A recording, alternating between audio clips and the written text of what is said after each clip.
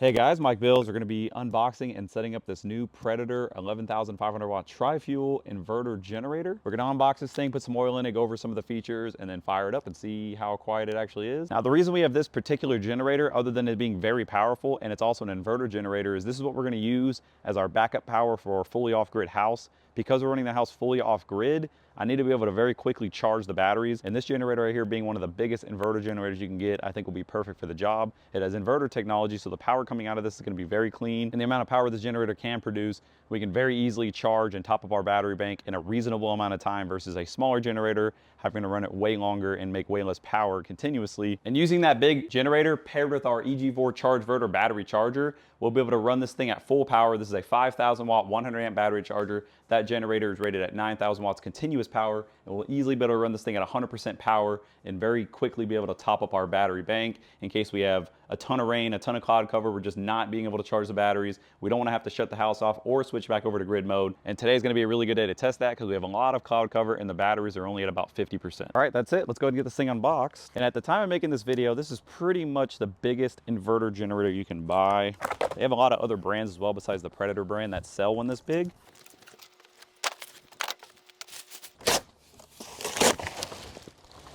Oh yeah, this thing looks amazing. All right, along with the generator itself, here's everything else you get in the box. So this is a tri-fuel generator, so you have a propane S adapter.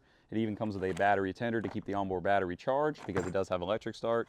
You get your little oil funnel, spark plug tool. This is gonna be your remote start keychain because this generator does have remote start. And then you get a little adapter right here as well. You also get your big thick instruction booklet and additional jetting. If you're at a higher altitude, you can rejet the carburetor to make this thing run better. And it even tells you right there kind of the altitude rating. That's really it. And then you get the generator itself. Now we're gonna do a small overview of the generator. So this thing is a 459cc Predator engine. Now the power rating on the generator has 11,500 watts of starting power. It has 9,000 running watts on gasoline. It has 8,100 running watts on propane and has 7,200 running watts on natural gas.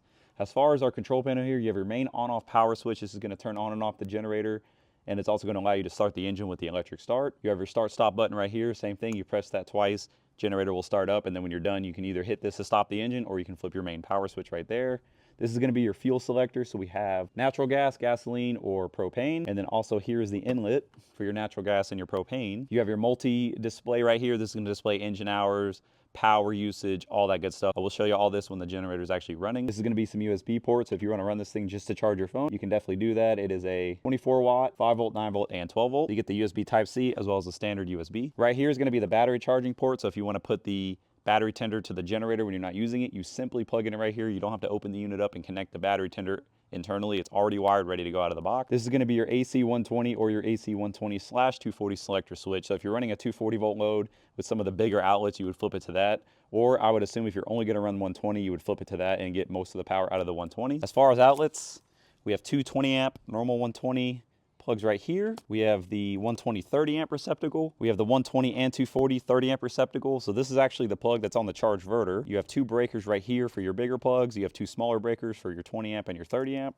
This is going to be your parallel connections because you can parallel this generator if you need even more power, and you do have two of these. They sell a parallel kit that makes that very easy to do. And the main reason I bought this generator over the previous version of the Predator big inverter generator is it has a 50 amp 1450 plug. So you can plug in welders, you can plug in anything big into this. And my setup for charging my batteries actually has a 1450 plug because I have a long 1450 extension cord. It's going to allow me to plug the cord directly into this, run the cord into the house, and plug the ChargeVerter into that. And that's pretty much it. Pretty simple, not much more to say. It also has this nice little tuck away handle right here that folds out of the way, so you can fold that up. It allows you to very easily move the generator. Because the generator also has very large wheels right here, it makes it very easy to roll across the ground. Like we're in dirt grass right now.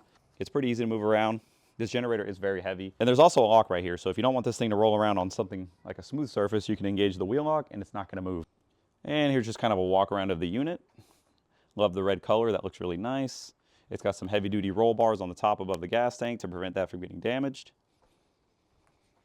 There's your exhaust port right there. There's that side port. We are going to pull the engine covers off and I'll show you what it looks like on the inside. And then here's the other side. It's got an emergency backup pull start right there. In case your electric start doesn't work or the battery dies, it makes it very easy to use that to start the engine. Now, as far as the size of the fuel tank itself, I couldn't find anything definitive, but I do believe it's either a 6 or an 8-gallon tank, and it can do 18 hours of runtime at 25% load. It's gonna be able to really ramp down the engine's RPM because it's an inverter generator. It's not gonna have to run the engine at full power all the time to give you good, clean power. So that's what's really awesome about these inverter generators, and they're also very quiet. And you also do get a little fuel gauge there, so you'll be able to easily look at this and reference how much fuel's in the unit. It says connect battery inside, so we're gonna pull this side panel off. It has 2 little quarter turn locks, and this thing's just gonna pop right off. Just like that, super easy. Here's our little 12-volt starting battery, so we are gonna go ahead and connect that right now. Here's a really good look at the inside of the unit. So we have our 459cc engine. You can really only see the valve cover. The spark plug is very easy to get to. This is gonna be your propane and natural gas regulator right here. Carburetor, air filter. Actually, it looks like this is gonna be our air filter with these little thimbles, and looks easy enough to service. Hi, Midnight. This side right here, we have a little bit smaller of an access panel, but if we take this off, this is actually where we're gonna fill the oil. So our oil fill is gonna be right here, easy enough to get to. And then right here, it actually has a hose. And this is where you're actually gonna remove this. Looks like it pops out. And that's how you drain it. So that's nice that they included that. It's gonna make it very easy to perform oil changes. And it looks like when you do perform the oil change, it's not gonna make a mess inside the chassis of the generator because we don't want that. I do believe it says it takes 1.25 quarts of 10W30. So we're gonna throw some 1030 in this thing, put some gas in it, and get it fired up. All right, so we're gonna throw our oil in it real quick. We're gonna pull our little fill out. All right, I got the oil filled up, and basically you're just gonna fill it up right to about here. And then when you pull your dipstick out, you have nice clean oil. So we're good to go there. Put our little cover back on. All right, now we can throw some gas in this thing. If you're gonna let the generator sit or you're not gonna use it all the time, I would recommend using stable. A lot of people who get these generators also tend to use propane because if you use propane, the fuel will never go bad. So that is something to keep in mind. I'm also not gonna fill the generator all the way up. I'm only gonna put about 1 gallon to 2 gallons in, and I'm gonna run that out of it in order to break in the engine. I'm a firm believer that these little Chinese engines that don't have oil filters or anything like that, I like to run them for a short period of time, immediately change the oil just to get all the slurry and stuff out of the crankcase. I normally do that about 2 or 3 times. Once I know there's no more material in the crankcase, I then will run the generator for a longer period of time, and I will say the break-in is pretty much ready to go. Real quick too, before I start the big boy, I did want to do a small size comparison. You can kind of see the 11,500 versus the Predator 5000 versus the Predator 2000. So this thing is quite a jump as far as size, but it's also quite a jump as far as power. It's twice as powerful as this and about 4 times more powerful than this one. And I've been using Predator generators now for a few years, and I've had really good luck with them. Hopefully the new one is just as reliable as these two have been over the years for me. All right, here's the first start of the 11,500 watt Tri Fuel Inverter Generator by Predator. So we're gonna turn the main power on, already connect to the battery. All right, gas is now on. That was my bad. Give that a second to fill the carb up.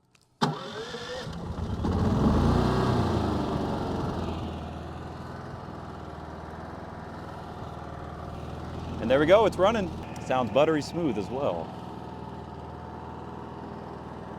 And just to give you guys an idea how quiet it is, we're probably standing about 8 to 10 feet away from the generator, and it's very quiet.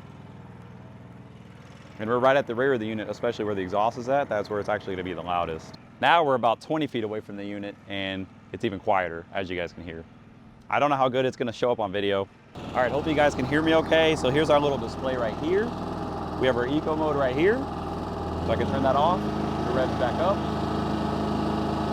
Turn eco mode back on and the engine will slow down. You have a little oil indicator. This is a reset. And then right here, the mode button, it tells you hours, your frequency, your voltage, 120 and 240. And that's really it. And then at the top right here, it's gonna show your kilowatt usage. So how many watts the generator is actually using when you have your loads plugged in. All right, now we're gonna connect a load to this thing and make sure it actually makes power. All right, now we're inside with our 48-volt solar power system. The generator is running outside, probably about 10 feet away from the window, and you can barely hear it in the house, so that's awesome. Just as a light load test, I'm just gonna plug in our charge inverter. It's only gonna be running on 120. So we're not gonna be able to get the full 100 amps out of it, but I'm gonna set it to probably 30 or 40 amps and just let it charge the system for a little while, and that's gonna help break in the engine a little bit. Once our engine is broken in and I do the first oil change, I'm then gonna ramp it up to half power, and then we're gonna go full power once we get a few hours on the unit, just to slowly break it in. All right, there we go. So the charge inverter is charging with 30 amps, and we're putting almost 40 into the battery because we do have a little bit of solar coming in. And the RPM of the unit did increase just a little bit. And if you guys look, we're using about 1.8 kilowatts, almost 2,000 watts. All right, next we're gonna demonstrate the remote start feature that the generator has, which is really cool. So we're gonna turn the main power switch on, come back over here. And the way you use this is it's 2 slow clicks on the button. 1, 2.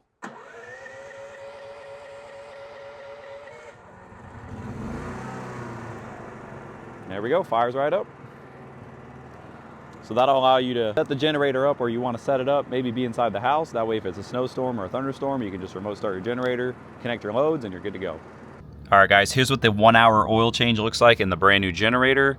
And this is why I'm such a proponent of just doing a 1 hour little break-in cycle just to get all the metal and stuff out of the crankcase. We all can see all the glitter in the oil. The oil is completely clean, but there's a lot of metal in there.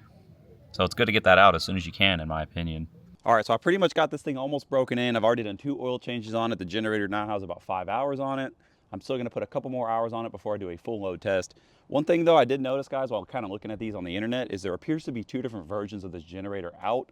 The original earlier versions appear to have the fuel switch on this side, a different on-off button, as well as the exhaust comes out of the side on the older one, versus on this one, the exhaust actually comes out of the back. So I'm not sure if I got an older one or if this is an updated version from the original one that was released. I haven't found any other YouTube videos of this generator with the exhaust coming out of the back. Even the display model at the store has the exhaust coming out of the side, as well as the front panel being a little bit different. So hopefully this is the updated version if there is 2 versions. So that is something to keep in mind if you end up getting one of these. Even the box picture is a little bit different from this unit right here. And because this unit is so large and heavy, I'm more than likely gonna keep it outside here in my backyard, kind of sort of covered. And I also bought one of these Predator generator covers. And this is gonna allow you to store the generator sort of in the weather. I would still recommend not keeping it in direct weather, but this is gonna give you a lot more protection than you would if you just had the generator sitting out in the open.